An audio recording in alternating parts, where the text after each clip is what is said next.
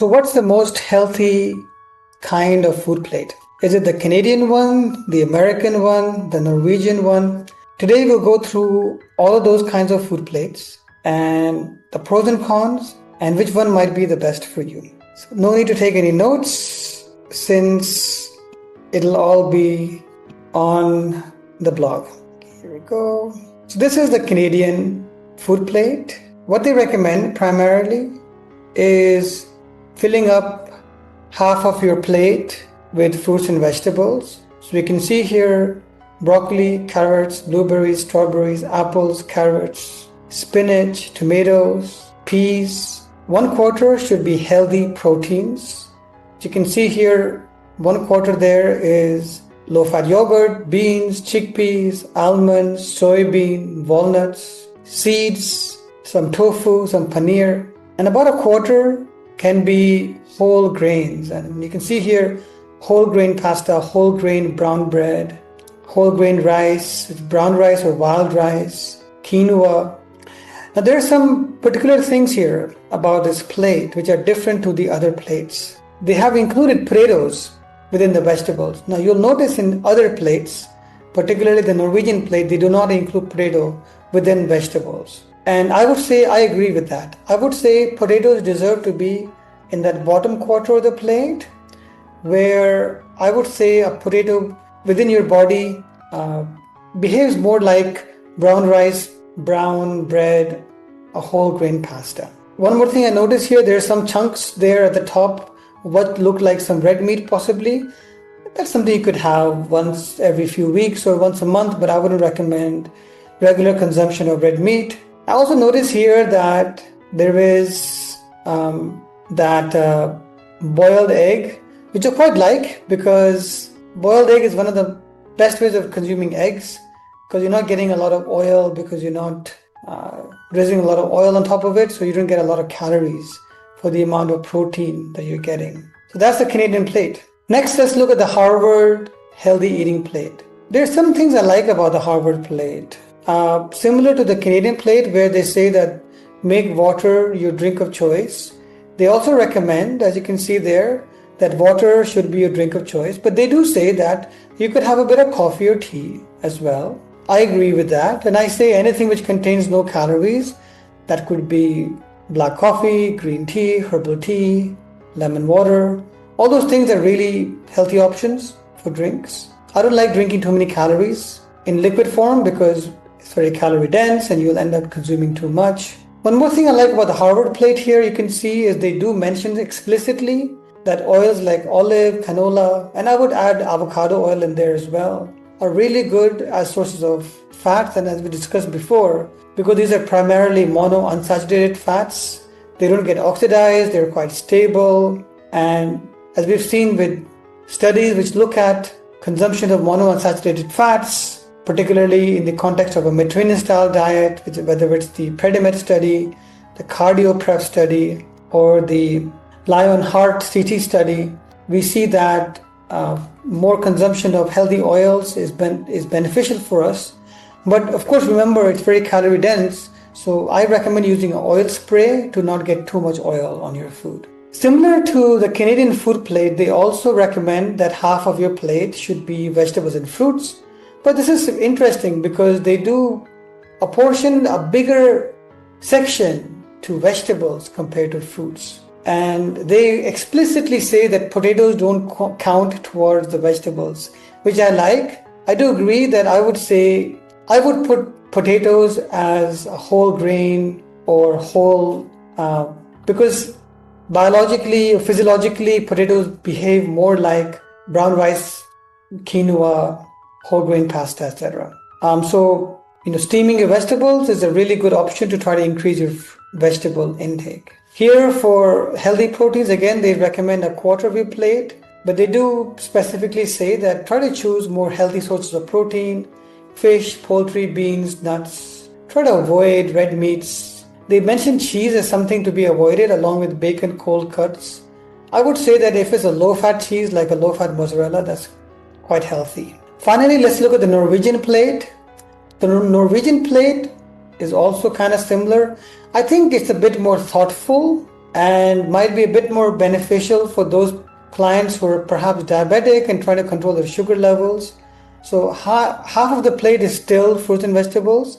So we can see here tomatoes, broccoli, carrots, peas, spring onions, beetroot, kiwi, asparagus, eggplant, spring onion, red potatoes, avocados, watermelon, cabbage. I think this is useful also because botanically there isn't all that much difference between a vegetable, particularly if it's growing above the ground and it's a watery vegetable, and a fruit. In fact, botanically, a lot of vegetables are fruits. For example, tomatoes are actually fruits. Similar with avocados are actually fruits. So, and similarly, bananas are not fruits. A banana is technically, botanically, it's a herb. And so, if you fill up half of and banana, I would say, is similar to a potato. It's a firm herb. So I would say I would put the banana in that quarter. In fact, it's not even a quarter here. It's in the Norwegian plate is less than a quarter, 1/5 of the plate. That's where I would put the banana and the potato and the brown rice and the brown bread. So I wouldn't say, so that should be 1/5 of the plate. The other part I like about this Norwegian plate is quite thoughtful. Here they have a small section for probiotic foods. So that's really good because we have an entire talk. We discussed the gut microbiome, whether it's low-fat Greek yogurt, kefir, kimchi, or homemade pickle. There is a benefit of adding some natural probiotic into your foods. There's also a section here for healthy fats. And again, that's useful because we know that we do need some healthy fats. You can use an oil spray to not get too many calories in, but we do need some olive oil, avocado oil, or canola oil. We do need some nuts and seeds of all kinds to get those healthy fats, and also of course olives and avocados.